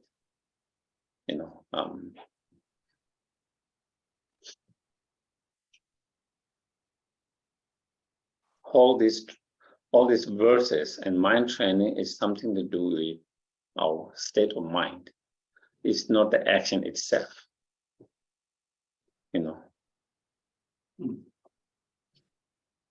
It's the state of mind. Do we stand up? Do we protect or stand up for injustice, inequalities, out of compassion or out of anger? It's all more on that. It never say you cannot. The Buddhist, the Dharma, the Buddha, the Dharma, all this teaching do not say that you shouldn't stand up for injustice, inequality, done to anyone. Instead, they encourage to stand up for that. But then, like such verses, you find similar, these verses and like similar, like some other verses, seems that it's all talking about the state of mind,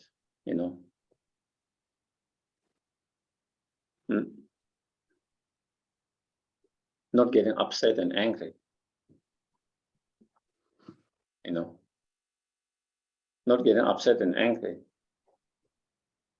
If possible, cultivating compassion, even for such people, even for such actions, even for such person. Being compassionate, not being upset doesn't mean allowing them to do that. Because allowing them to do that, it not only harms another being through their such actions, it also harms themselves. Because they are creating negative karma,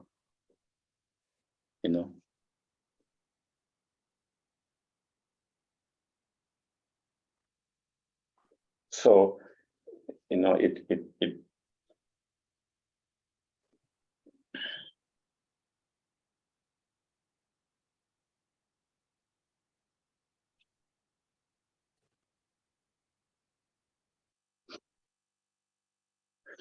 but not out of anger. That is the key,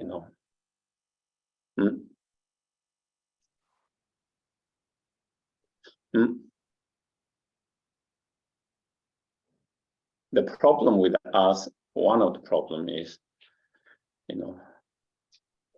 again,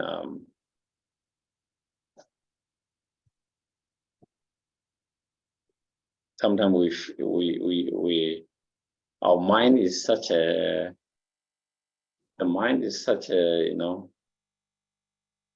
cunning. Sometimes it tricks us, in so many different ways.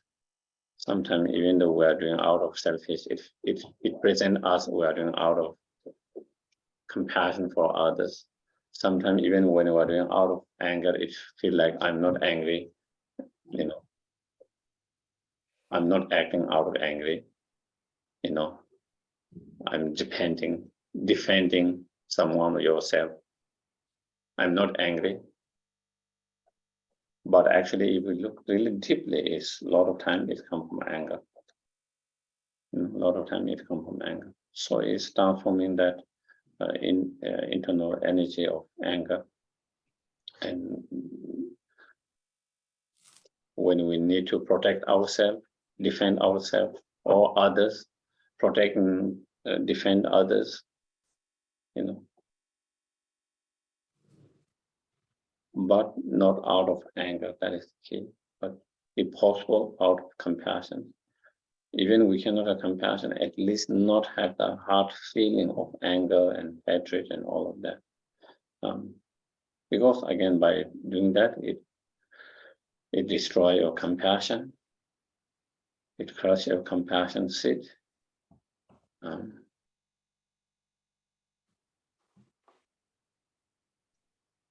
It hurts you, harm you, and it put you in a situation that you can easily do a damage and harm to others.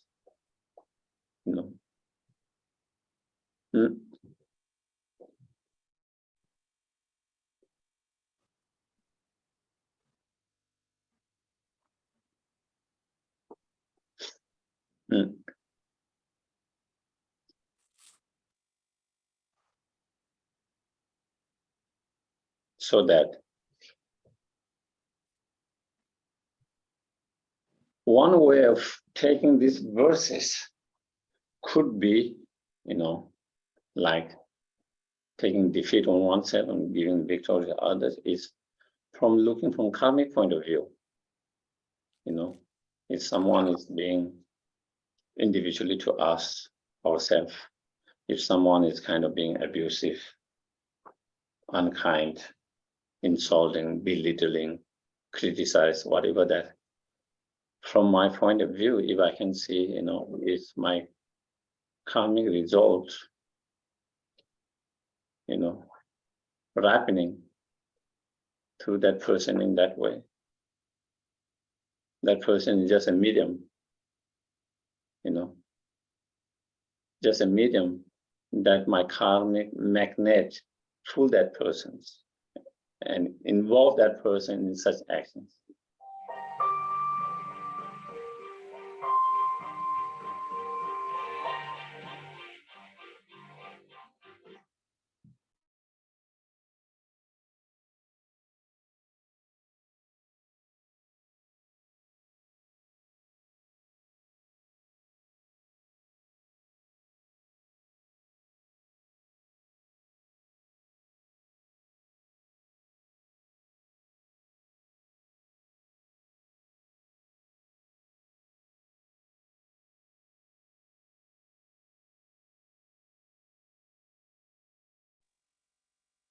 Sorry, we can't hear Geshe-la anymore. Oh, okay. Now it's okay. Thank you. Okay. Thank you. So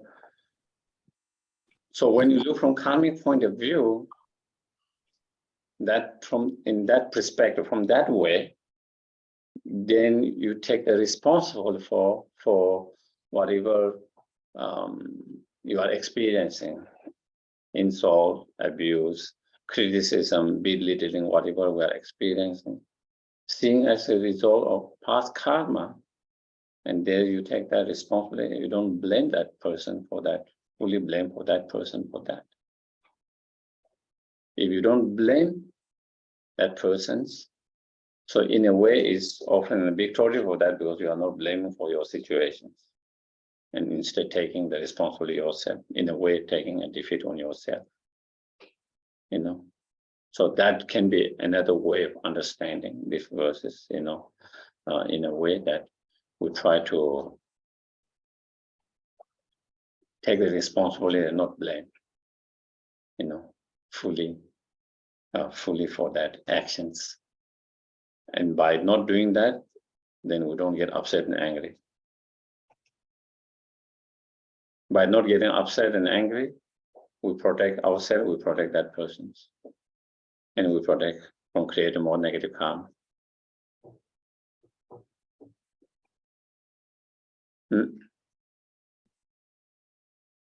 Yeah. And then, of course, if we can take it literally, actually really take all the defeat and give a victory to others, that would be even the best, But of course, so what I'm kind of trying to give different level of understanding and practice that we can engage in, on one level, when you have stronger practice, you can go on much more deeper level, really take the defeat on them, offer the victories. That will be very difficult. So for us to take that practice so literally in that way, at least maybe we can, from karmic point of view, we can take the responsibility and not fully blame that on one level. Another level, we don't get upset and angry, basically not allowing our minds to be upset and angry because of that, on the basis of not being upset and angry, then, we can try to protect others in oneself when it needs to be protected. So that is. So then when someone whom I have benefited in all whom I have great hope give me a terrible harm, I shall regard that person as holy guru. So again, of course it is, we feel very hurt if someone, does a harm, any kind of harm to you, and especially if there's terrible harm, it's much more difficult to let it go.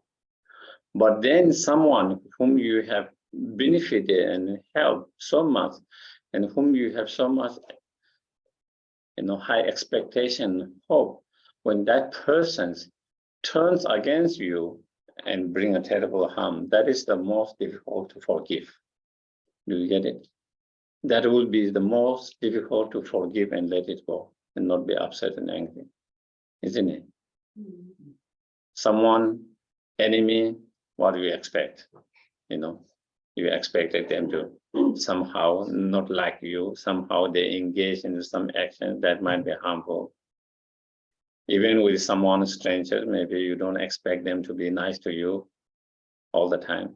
But someone you have done so much, benefited so much, helped so much, someone you never thought that they will actually turn against you and harm you, if that happens, that will be the kind of the ultimate, kind of the highest, where forgiving, letting go, not to get upset and angry is extremely difficult for any beings, any ordinary beings, untrained beings. But here he say, even in such case, we have to be patient, we have to be forgiving, we have to feel compassion, even in such, as difficult as it is, but still not forgiving. It's not about that, only that person, is also yourself. When you don't forgive, you are still holding resentment, bad feelings, and you suffer. You hold that resentment or that bad feeling for 1 year, you hurt yourself 1 year harm. If you keep that for 20 years, you harm yourself 20 years. So forgiving is not only about that person, it's about yourself. It's not only about healing that person, it's healing yourself. Sometimes we think, oh, why should I forgive him when he has done all this? He doesn't deserve to be forgiven. You should forgive for yourself. Forgiving that person is taking care of yourself. So again, I think the sooner you are able to forgive, the sooner you are able to let it go, the better it is. And how can we do that? It's not easy. It's not easy, And again, many different way of meditating, different techniques, different analogy. Here, the seeing that person's and that person's actions as your spiritual guru. and your spiritual guru you regard very highly. Okay. And someone you regard very highly, you know, you don't have bad feelings. You know, instead, good feelings. So trying to develop good feelings instead of hard feelings, positive feeling instead of negative feelings. And how we can do that? By seeing something positive. And how we can see positive from a spiritual point of view, you know, is the best teacher. Best teaching, best teacher. You know, if we want to perfect the practice of patience, we have to practice. To practice, we need the opportunity. And the opportunity is when someone tries to hurt you or harm you, that is the best opportunity to practice the patience. When someone is kind and nice to you, you never have to practice patience for that actions for that person at that time. When you need to practice patience, when someone is being not nice to you, that's when. And so therefore, from that perspective, then that becomes most, you know, holy guru teachers. Sometimes, you know, I like to use this example. In our studies, sometimes we have two kinds of teachers. Theoretical teachers and practical teachers. Okay, isn't it? Theoretical teachers teach you in school what to do, whether it's cooking, whether it's planting, whatever they should. And practical teacher will take you into the field, whether it's cooking, whether it's gardening, whatever, and make you do that. And that's where you really learn. If you're really seriously interested in doing cooking or planting, whatever, that is where you really learn, not just from theory, but practical, by doing practical. That is led by practical. So here, like theoretical teacher, you hear from, you know, our teachers, you know, how to practice patience, how to practice loving kindness, compassion, you hear all the time. That's more kind of theoretical teachings. Now this person is taking you into the field. Now you have learned everything, let's do it. You know, you have heard so much about patience. You have learned so much about patience, and you want to improve. You want to get better at that. Now let's do it. And that is practical teacher. And if you can practice that, that is where you really grow. That's where you really make progress. That's where you really learn. And therefore, if you look from that perspective, it's really the greatest teachers. The greatest teachers.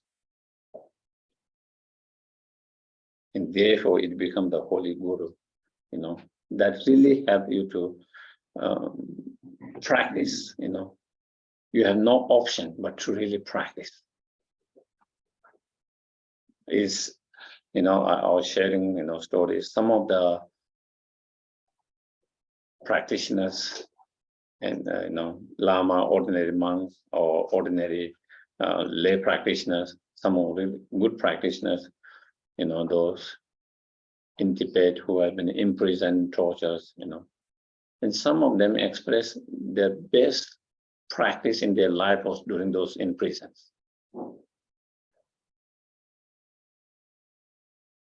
Of course, there are some who couldn't apply the practice and who might have suffered more, you know, emotionally, not only physically, but emotionally as well. But those who apply the teachings into really practice, they said those were the best practice they have had in their life. Because really, that was a really good opportunity to practice, apply, you know. You have to apply. You have to practice. And so that is, so they are very appreciative of being in that situations. Being in that situations, you know. So that could be same if we apply like that. And so that is where it is. Here that is similar, you know, similar by seeing as. So if you are able to see as Holy Guru, then you know, then true holy spiritual Guru, whom you have hold very highly respect, then you know you wouldn't feel angry and upset and all of that, you know. And then you don't have to feel the experience of the pain from anger and frustration, upset and hatred. Neither, you know, you create more negative karma. Neither you destroy your the seed of compassion. Instead, it give you more space to cultivate the love, compassion, and patience, and all of it. So that is so yeah, I think that. And then 7, in short, both directly and indirectly do I offer every happiness and benefit to all my mothers. I shall secretly take upon myself all the harmful action and sufferings. So it's a summary of all the earlier practice of the, that is why it's a short. In summary, you know, if you summarize, then so directly, indirectly, we try to help and offer every happiness and benefit to others, all mother sentient beings, you know, as much as we can, you know. Normally, you know, we like to have all the happiness and benefit for ourselves. We want to protect for ourselves. We want to keep for ourselves. If it is something suffering, we want to get rid of it. Let others take it. Let me keep the happiness and the benefit. If something is problem, let someone deal with that. Let someone take care of that. That is our normal, ordinary attitude. But here is kind of completely transforming that. Exchanging that kind of attitude. Exchanging that attitude, you know, whatever happiness, whatever goodness, whatever virtues, you know, whatever benefit, give to others, share to others, you know. If possible, directly, if we can do that. If not, indirectly, through certain visualization, certain practice, meditations, prayers, dedications, we try to do that. In the same way, I shall secretly take upon myself all their harmful actions. So normally, you know, we don't want to take any suffering and harmful actions, you know. But here I can transforming of, you know, the willingness, the courage, and the willingness to take on other sufferings and the cause of other suffering on oneself. You know, if we can directly. If we cannot directly, even if we cannot directly, we can at least train our mind indirectly through visualization and meditations. We try to do that. So all these meditations is to train our mind to be more courageous. You know, at the moment, our mind is not strong. We don't have inner strength, courage to take on more sufferings of others and to keep our goodness and happiness to others, you know. But training that, if we train that mind slowly, you know, we start really feel it taking and really feel it giving, you know, and then slowly your mind become more and more strong, courageous, develop inner strength. And when you have that inner strength and courageous, you know, then you will be not afraid to take on others' suffering on yourself and to give your happiness to others in action, indirectly as well. At the moment, we are very fearful of doing that, afraid to do that, you know. And so through that practice meditations,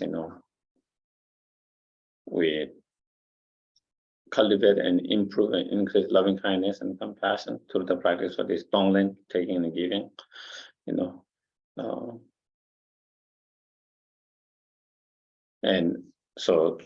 and also training our mind to be more courageous and more to develop more inner strength. And so this very powerful Tonglen practice is very powerful to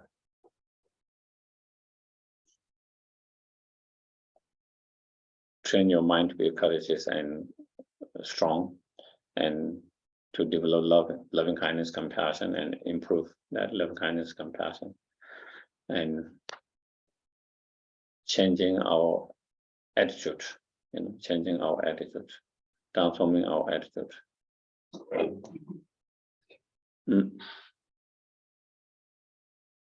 So yeah, I think maybe. And then 8 is wisdoms, undefiled by the stain of superstitious 8 worldly concerns, So, even when we try to do something good, even when we try to help someone, even when we try to benefit someone, even when we try to meditate and practice any virtues, sometimes it's hard not to be contaminated by one of those 8 worldly concerns, and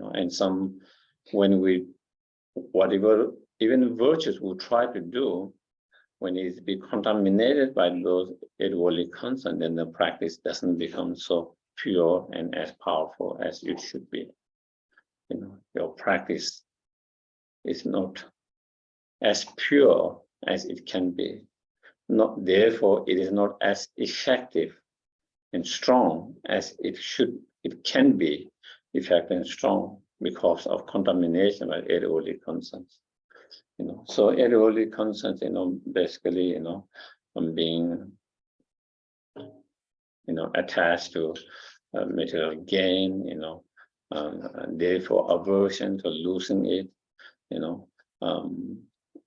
being attached to physical comfort, happiness, therefore aversion, the opposite of that, sufferings, and being attached to,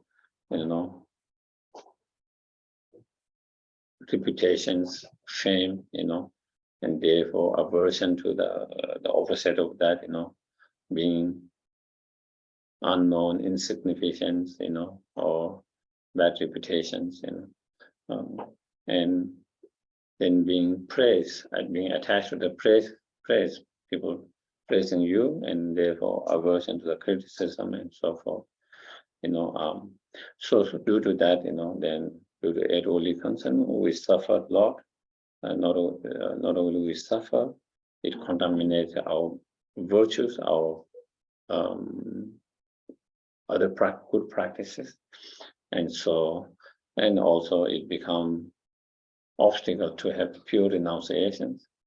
And without pure renunciation, then you cannot have true bodhicitta mind. So then it becomes obstacles for all those spiritual development or spiritual growth, as well as for become cause of suffering in this life. And so therefore, one should train and learn to give up 8 worldly concerns, 8 worldly concerns. And so how can we give up 8 worldly concerns? Is then, by perceiving phenomena as illusory, the release from the boundaries of attachment. So how can we free from the boundaries of attachment to this 8 worldly concern? Is by understanding and seeing all the object of 8 worldly concern, the 8 worldly concern itself, and we ourselves by seeing all of them like a illusory, like a hallucinations, like a dream state, by understanding the nature of all these phenomena is nothing exists from its own side by itself, as it is, even though nothing exists by itself or from its own side by its own power without depending on other factors, conditions, as it is, but not being able to recognize that, not being able to be aware or realize that, then we misperceive the way it appears, and then the object appears to exist from its own side by itself, by its own power. And not only it appears that, then we perceive or misperceive, by perceiving them as existing from its own side by itself, and then, deceiving ourselves. And because of that, then with certain object, we get attachment. With certain object, then we get aversions. And then we suffer, and others, we engage in action that brings suffering to others. And so therefore, you see, the way things exist and the way things appear is not the same. There's contradictions to the way things exist and the way it appears to our mind and the way we perceive it. And therefore, all of them are like an illusion, like a dream, like a hallucinations. And with that understanding, then we don't believe into the appearance and we don't get deceived by the appearance.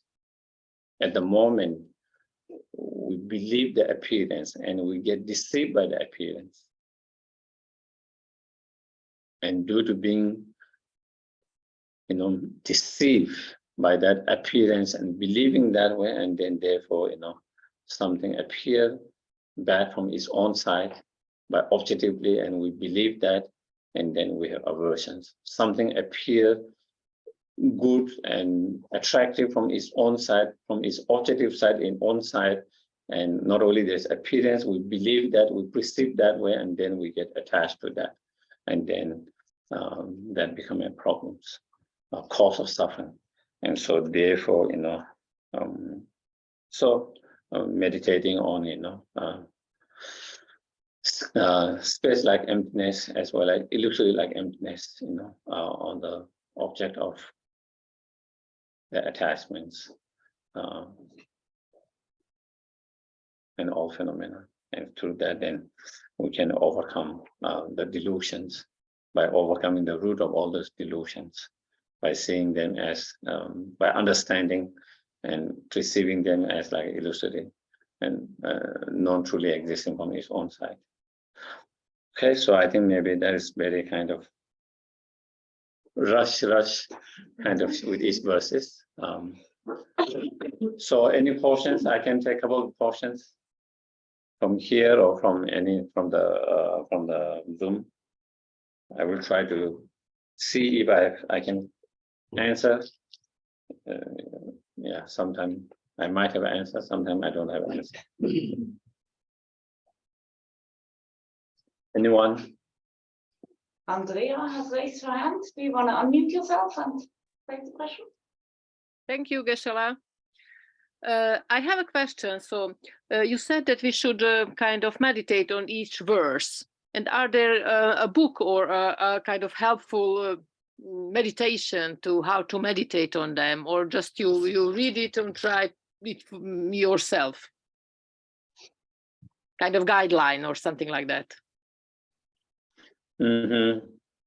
I think, there are many commentaries. I haven't seen any kind of very extensive commentaries, but you can find very, very short commentaries. I think His Holiness the Lama has commentaries on 8 Verses of Mind-Trainings. There is, of course, Lama Zopa Rinpoche's commentaries on, Rinpoche has given many, many teachings on 8 Verses of Mind-Trainings. And I think there are others commentaries, and I think most of those commentaries are a little bit kind of short, but I think that will give you a little bit of sense of little guideline how it can, what to meditate on, what particular points that you try to meditate on. And so I think that can you can find some. And sometimes you get some idea from those commentaries. Then you can bring your own thought in that meditation to make it more effective. Your own bringing your own understanding into that from others' point of view too. Yeah, but maybe you will get some guideline a little bit from those main points of those each of those verses. If you understand what is the main point of those verses, the essence of that verse, then I think you will find a way to contemplate on that. Yeah. Okay, thank you. Okay. Yes, please. I have a question. So going back to number 2, I do understand it on an intellectual level, and you also said it's about the state of mind, not actually like others. Well, you said it with number 5, like that not others would abuse me, but with number 2, especially in a business context, if I'm very humble, others can like take advantage of me, but I think this is not the aim of this part, or maybe you can explain it a bit further. Yeah, someone can be very humble from inside, someone can be very compassionate from inside, but when they have to deal it, they can kind of show the act of not being so humble or not so passive, So it is all depend. That is where in Buddhism spiritual context there is an idea of wrathful deities. It's all peaceful deities. Compassion Buddha manifesting a certain wrathful aspect. Peaceful deity Manjushri manifesting certain wrathful deities. So the inside, the motivations or the intention is always compassion, love, humble humilities, all of that. But externally, sometimes in order to protect oneself or others, you have to show the aspect of a little bit kind of wrathful, a little bit kind of tough, so that people doesn't roll over you or roll over someone else. So external aspect and mind, sometimes I like to call this, inside you have to be bunny, outside you can be tiger, like a tiger outside. So all the animals keep distant, be careful. But inside is a soft, like a bunny. At the moment we are the opposite. Inside we are like a tiger, but outside we try to show the aspect of bunny, But inside there is kind of boiling, with a lot of negative energies and anger and all of that. So yeah, so that would be my expression or my way of putting it. Try to be bunny, inside soft. Sometimes outside you need to be like tiger. You have to be like tiger to protect the others and to protect yourself and protect that person, because they are also creating negative karma and encourage them to create more negative karma and harm themselves, as well. So again, as I mentioned, it's all about cultivating that bunniness inside. I don't know if there is a word bunniness, but we like to add ness to everything. So that softness, so that is the key. Yeah. Any?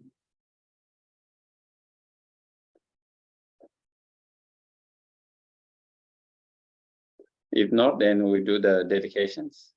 Yeah.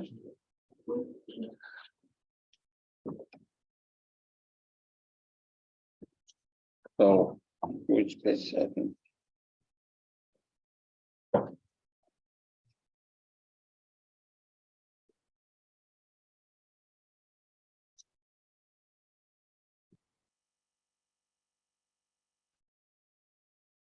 What is the normal?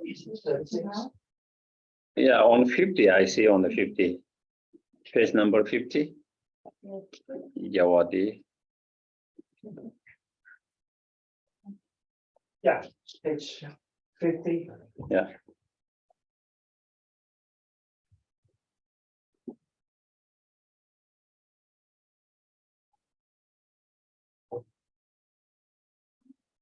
So again, I think I'm going to chant in Tibetan.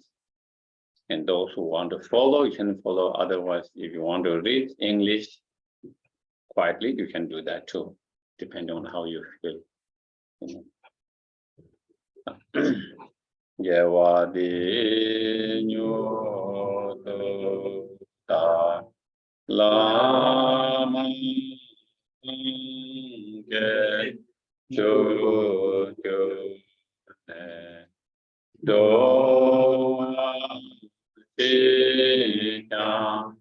ma pa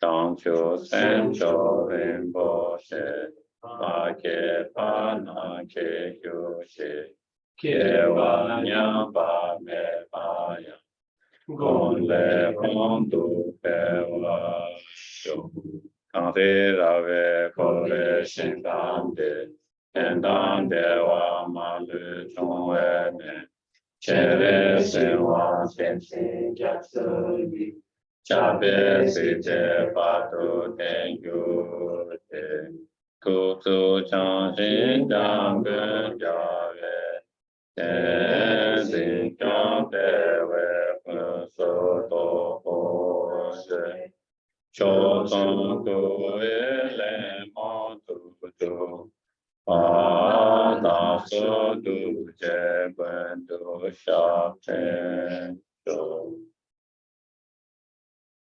Thank you very much, everyone. Thank you. And also, it might be helpful to, because it's such a short, to recite every morning, because that can be a good reminder throughout the day. Sometimes you are going through something, and because you recited this morning, you can remember that, and that can be maybe sometimes helpful to deal with that just by remembering one of those verses. Yeah. Okay. Thank you, everyone. Very much. Thank you very much, Geshe-la, for this inspiring teaching. And we hope we all got inspired to develop our inner bunniness. And we will collect all the donations, which also will come in online and then transfer you. And for now, we have a little gift from us. The blue one is a gift from our center to the new center in Santa Fe. It's our version of the Mount Meru, so we want to give the best thing and all they need. We wish them many people volunteering, many people coming to their events. And thank you very much, and I hope you come back to us again and again. Thank you, everyone. Thank you. Thank you. And especially for all the people who volunteers. I know it's not easy to run a center. I think it's not easy to run any kind of non-profit organizations, especially Dharma centers. We don't have enough human resources, financial resources. Everyone's busy with their job, families, and everything. But to run it, we need the support, and so that is what keep the centers continue to open and provide the space for those who are interested. And so, yeah,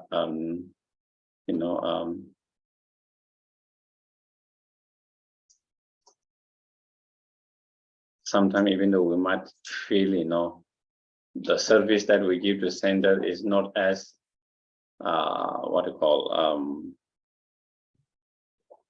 inspiring in a way than giving a service in some really in other non-profit organizations, shelter or some other things, because it feels so tangible, because you see there's really needs and you are able to be there. And Dharma doesn't sometimes feel like, Dharma center doesn't feel like it's really need there, But I think if you look for long term, I think there's more need to deal with our mind, anything more than else in our modern age, modern time. People have more problem with emotional, mental pain, suffering. And these are the space that help provide some tools, help to do that. And probably that will help long way, So I would like to thank everyone who do and encourage and request to continue to provide support, whatever way one can. Thank you. Thank you. Thank you. Thank you. Thank you, Geshe-la. Thank you. Thank you, Geshe-la. Thank you. Thank you, Ladshak Center. Bye. Everybody.